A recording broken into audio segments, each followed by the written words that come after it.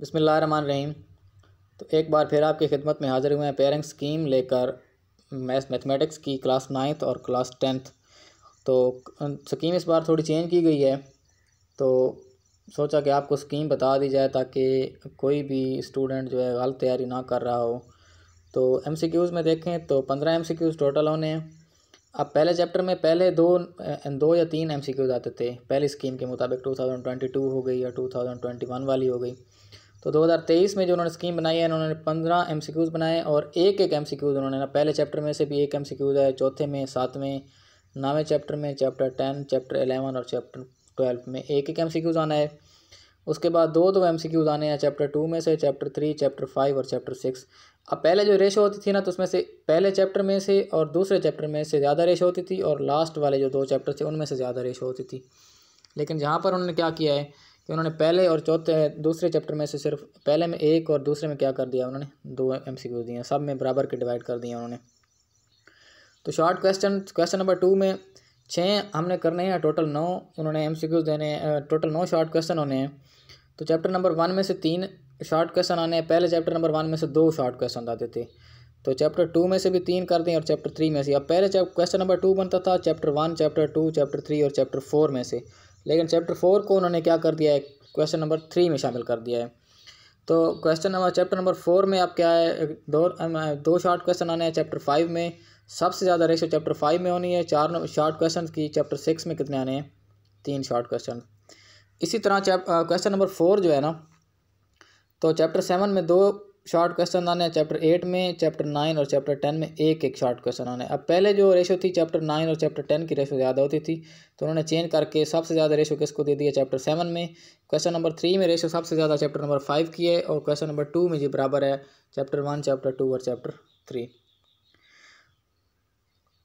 उसके बाद next chapter 11 में उन्होंने 2 शॉर्ट क्वेश्चन दिए हैं और देने हैं, और चैप्टर 13 में भी कितने देने हैं, 2।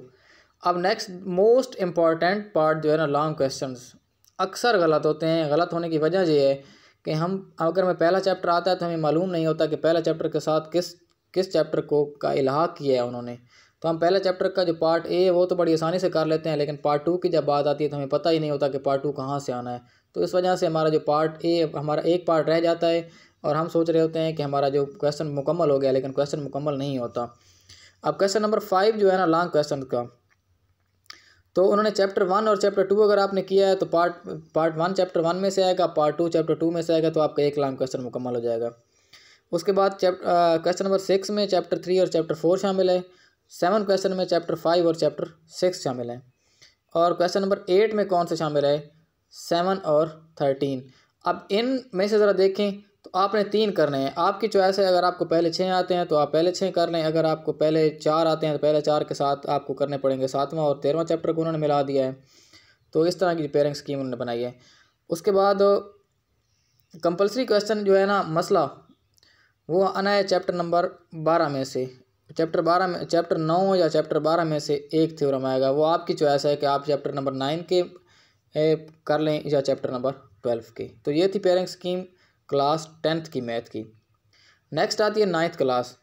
तो 9th क्लास में उन्होंने 1 from all units except unit. अब चैप्टर नंबर 13 और चैप्टर नंबर 15 में एक MCQs नहीं आना। चैप्टर नंबर 13 और 15 के अलावा चैप्टर नंबर 1 से लेकर चैप्टर नंबर 12 तक एक MCQs आना है।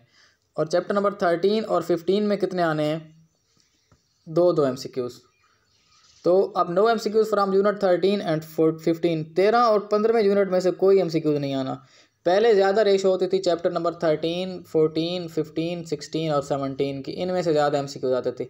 लेकिन इस बार उन्होंने क्या किया है कि 13 और 15 को उन्होंने क्या कर दिया, स्किप कर दिया है।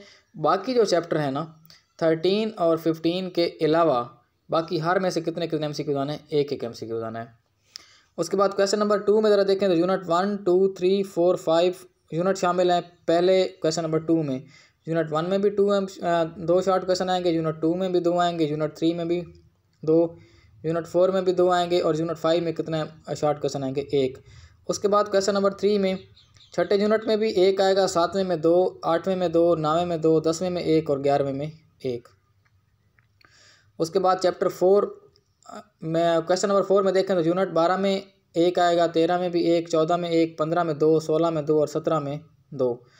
अब लॉन्ग क्वेश्चन की बात करें तो चैप्टर 1 और चैप्टर 2 ये बड़े अहम हैं क्वेश्चन नंबर 5 के लिहाज से। क्वेश्चन नंबर 6 में आएंगे चैप्टर 3 और चैप्टर 4, 7 में आएंगे 5 और 6, और क्वेश्चन नंबर 8 में आएंगे 7 और 17, 7वें और 17वें को उन्होंने मिक्स कर दिया है।